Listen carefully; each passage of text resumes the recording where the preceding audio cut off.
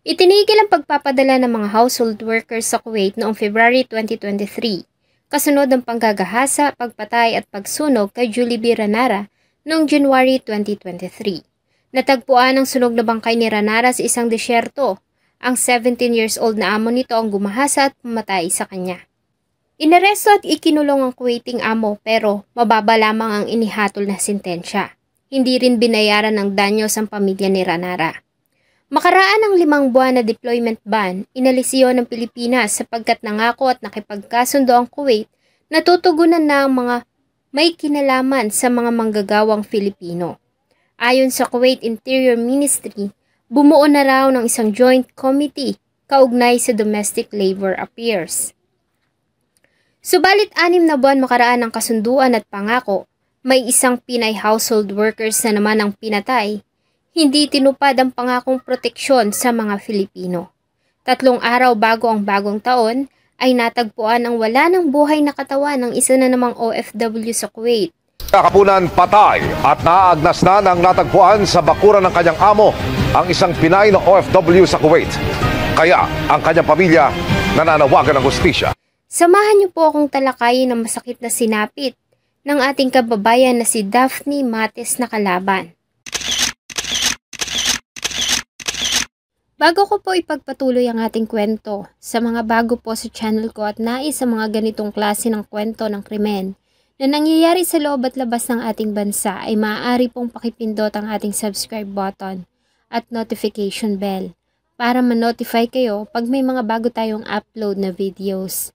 Ang pamilya nila Daphne ay nabibilang sa mga mahihirap nating mga kababayan sa Cagayan de Oro. Lumaki siya sa simpleng pamumuhay kasama ng mga magulang at 8 mga kapatid. Ang kahirapan din ang naging dahilan kaya naman hindi na nakapag-aral si Daphne at sa murang edad ay natuto na ring maghanap buhay para makatulong sa kanilang pamilya.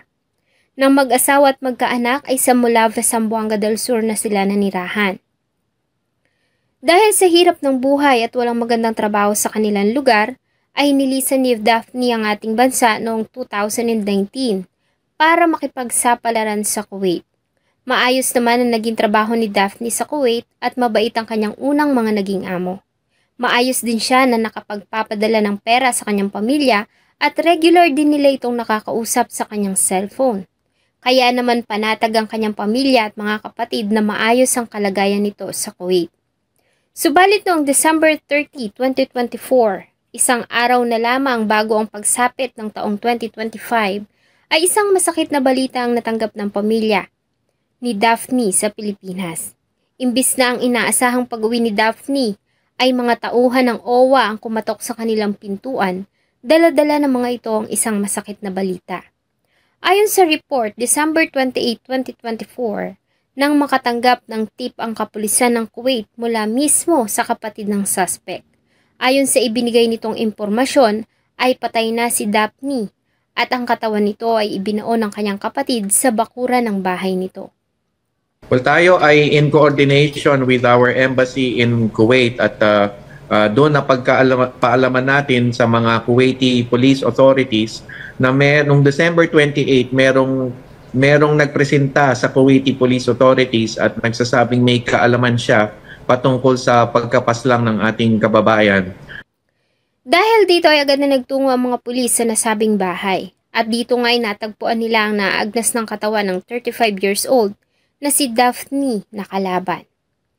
Ayon sa asawa ni Daphne, ay huli nila itong nakausap noong October 2024.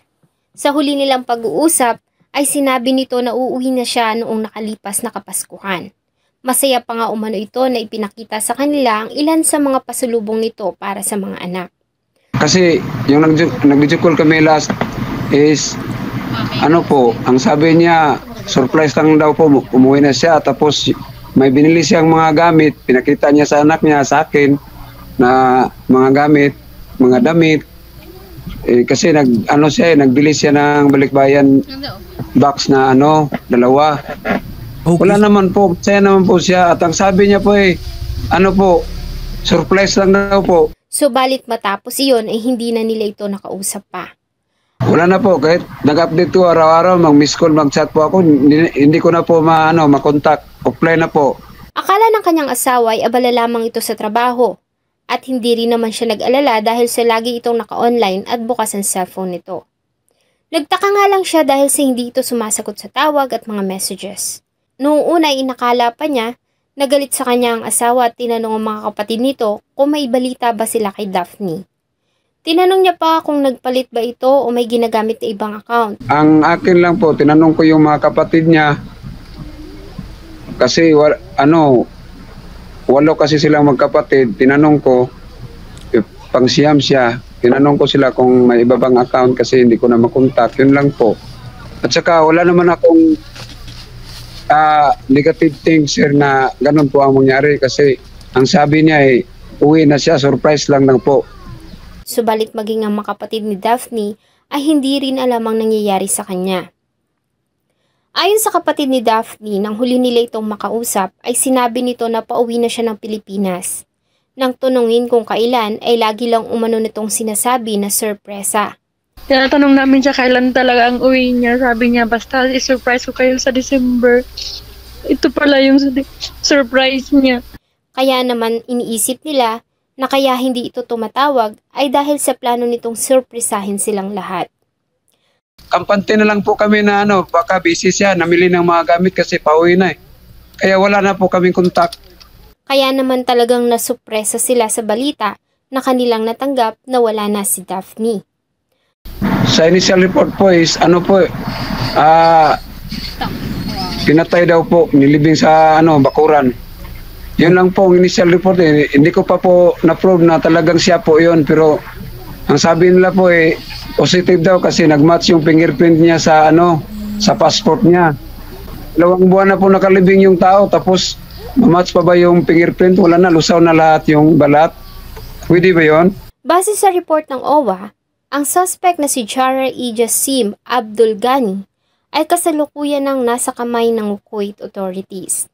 Nalaman din nila na ito ay dati nang naging suspect sa pagpatay sa isa pang Filipina na naging kasintahan nito. Ayon sa pamunuan ng OWA at mga kinatawan ng ating bansa sa Kuwait, ay gagawin nila ang lahat para mabigyan ng hustisya si kabayan.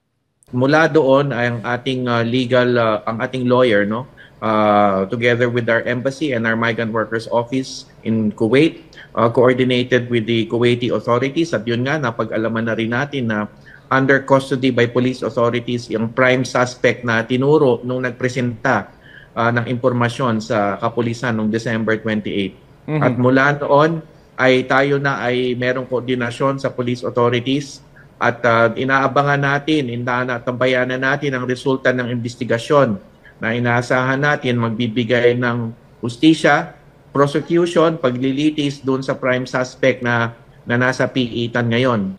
Kung mapapatunayan na nagkasala alinsunod sa batas ng Kuwait, ang suspect ay maaaring mahatulan ng pinakamataas na hatol ng kamatayan. Pansamantala namang sinuspinde ang agency ni Daphne habang iniimbestigahan pa kung nai-report nila ang paglipat niya ng panibagong employer. Kung hindi ay mahaharap sila sa reklamo at matatanggal sa listahan ng mga ahensya na maaaring magpadala ng OFW sa ibang bansa. Ayon kay Undersecretary Leo Kakdak, ang isang OFW na umalis at nagtungo sa ibang bansa, lalo na nga sa mga bansa sa Middle East, ay umaalis sa gabay ng mga ahensya. Bagamat pag natapos na ang kanilang kontrata at muli silang bumalik ay nag-a-apply ang mga ito ng balik manggagawa at hindi na sumasailalim sa agency. Ito marahil umano ang nangyari kay Daphne na napag-alaman nila na halos 5 taon nang nagtatrabaho sa Kuwait.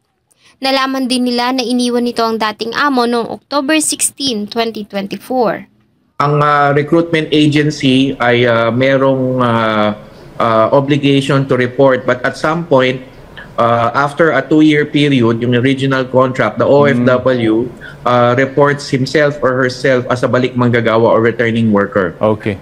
No more intervention ng recruitment agency kasi nga supposedly bihasa na siya sa kaugalian at sistema sa host country. Kaya't ito ang kanyang ang sistema ay it is the OFW who renews the contract, decides to stay on, and in this case she decided to stay on beyond the original contract sa Kuwait.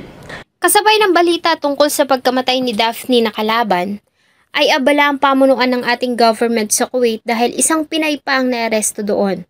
Kung maaalala ninyo, isang viral news ngayon ang kumakalat sa social media tungkol sa isang Pinay sa Kuwait na naaresto matapos na ilagay nito ang inaalaga-ang bata sa isang washing machine. Nakakulong ngayon sa Kuwait ang isang Pinay domestic worker na sangkot umano sa pagkamatay ng isang batang Kuwaiti. Nakakulong sa Kuwait ang isang Pilipinang domestic worker na sangkot umano sa pagkamatay ng anak ng kanyang employer doon. Ayon sa report, ang Pinay ay dumaraan sa matinding depresyon at magulo umano ang bata kaya niya ito inilagay sa loob ng washing machine. Inakala niya umano na hihinto ito subalit nagulat sila nang umiyak ito ng malakas. Nang makita ng kanyang employer ay laking gulat ng mga ito na makita ang bata sa loob ng washing machine. Nagawa pa itong isugod sa paggamutan subalit agad ding binawian ng buhay. Yun ang lumalabas sa Kuwaiti News na umamin siya dahil naiinis na siya sa bata. So, we have to also see her state of mind. Baka defense din yun, no? Na hindi naman normal na gagawin mo yun sa sanggol. Sa kasalukuyan ng ating kabayan ay nakapiit sa Kuwait at naghihintay ng paglilitis. Ganun pa man dahil sa sensitibo ang kaso ay hindi na pinaalam sa publiko ang pagkakakilanlan ng Filipina. Maaari din itong mahatulan ng pinakamataas na parusang kamatayan. Ang dalawang kasong ito ay kasalukuyang inaasikaso ng mga representative ng ating bansa sa Kuwait. Ayon pa ay maaaring mahirapan sila na iligtas ang buhay ng Filipina dahil sa bata ang sangkot. At isa pa ay sigurado ako na hindi rin naman tayo sasang-ayon na makaligtas sa parusang kamatayan ang Kuwaiti national na pumatay sa kababayan natin na si Daphne na kalaban. Madami-dami na rin ang mga kababayan natin ang namamatay sa Kuwait, kaya marami ang nananawagan na itigil na ang pagpapadala ng mga OFW doon. Subalit sa kabila nito, ay marami din sa mga kababayan natin ang maayos naman ang kalagayan sa nasabing bansa at naroon na ang kanilang mga pamilya. Kaya naman marami din ang tumututol sa nasabing panukala.